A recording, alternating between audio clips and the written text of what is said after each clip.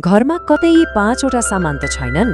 एकपटक सोच्नुस् त, किनभने हामीले सामान्य ठानेका यिनै सामानले घरमा गरिबी, कर्जा र अनेकौं समस्या निम्त्याइरहेको हुन सक्छ। आजै यिनलाई घरबाट हटाउनु बुद्धिमानी हुन्छ। हो, सुन्दा सामान्य लाग्न सक्छ।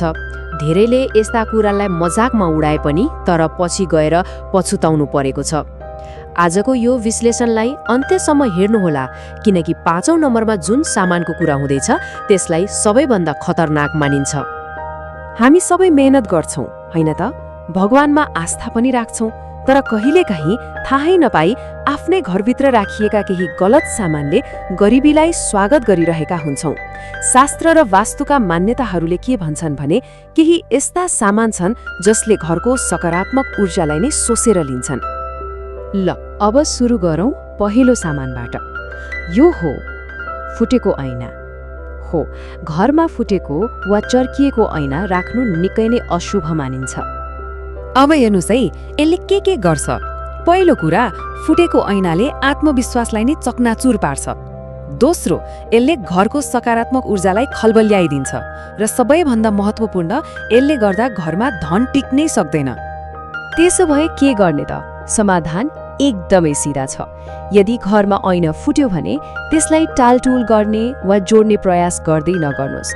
त्यसलाई तुरन्तै घरबाट बाहिर निकालिहाल्नुपर्छ।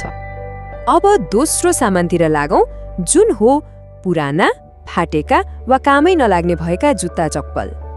हामी मध्ये धेरैको बानी हुन्छ यस्ता सामान पछि काम लाग्छ कि भनेर थुपारेर राख्ने। तर सोच्नुस् त, फाटेको जुत्ताले कसरी नयाँ बाटोमा हिँड्न सकिन्छ र?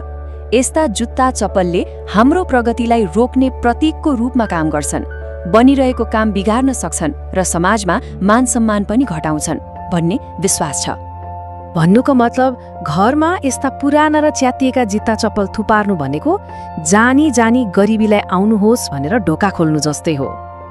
अब लागौं तेस्रो सामानतिर, जुन हो बन्द भएको वा नचल्ने घडी। घडीले केवल समय देखाउँदैन, यसले हाम्रो जीवनको गतिलाई पनि जनाउँछ र यदि यो रोक्यो भने असर नराम्रो पर्न सक्छ। यो स्लाइडमा हेरौँ है त। रोकिएको घडीले हाम्रो जीवनको समय नै रोकिएको सङ्केत गर्छ। यसले आउन लागेका राम्रा अवसरहरूलाई टाढा धकेलिदिन्छ र हाम्रो कमाइ वा आर्थिक उन्नतिमा पनि बाधा पुर्याउन सक्छ। यसको समाधान पनि एकदमै सजिलो छ। यदि घडी चल्दैन भने कि त त्यसलाई तुरन्त बनाइहाल्नुहोस्, होइन भने त्यसलाई घरमा राखेर कुनै फाइदा छैन। हटाउनु नै सबैभन्दा उत्तम हुन्छ। चौथो नम्बरमा आउँछ फुटेका वा चर्किएका भाँडाहरू, जस्तै थाल, कप वा कराही। हामी प्राय यस्ता भाँडालाई अलिकति त हो नि भनेर फ्याक्दैनौँ। तर मान्यता के छ भने यस्ता भाँडा प्रयोग गर्दा वा घरमा राख्दा धनकी देवी लक्ष्मी रुष्ट हुनुहुन्छ। यसले घरमा कलह र झगडा बढाउँछ र घरको आम्दानी भन्दा खर्च यति बढ्छ कि बचत शून्य हुन थाल्छ। त्यसैले अलिकति फुटेको त हो नि, के हुन्छ र भन्ने सोचले यस्ता सामानलाई घरमा ठाउँ नदिनुस्। यसले फाइदा भन्दा कैयौं गुणा बढी नोक्सान पुर्याउँछ। र अब हामी आइपुग्यौं त्यो अन्तिम र भनौं न सबैभन्दा खतरनाक मानिने सामानमा। यो हो पुराना रद्दी कागज, पुराना बिल र काम नलाग्ने पत्रपत्रिकाहरूको थुप्रो। यो भनाइले कति गहिरो कुरा भन्छ, हैन त? घरभित्र यस्ता काम नलाग्ने कागजपत्र थुपार्नु भनेको आफ्नो भाग्य र भविष्यलाई नै एउटा पिञ्जडामा थुनेर राख्नु जस्तै हो। यस्तो फोहोरले गरिबीलाई बाँधेर राख्छ र घरमा नयाँ अवसरहरूलाई छिर्नै दिँदैन। तर समस्या मात्रै छैन, समाधान पनि छ, र समाधान एकदमै सरल छ। यी पुराना र काम नलाग्ने सामान फालिन्छ, घरलाई सधैँ सफासुग्घर राखिन्छ र हप्तामा कम्तीमा एक पटक घरमा दियो बालिन्छ भने धनको बाटो आफै खुल्दै जान्छ। आजै एकपटक आफैलाई सोधौं त, कतै हामी दिनरात मेहनत त गरिरहेका छौं तर गल्ती हाम्रै घरभित्र त भइरहेको छैन?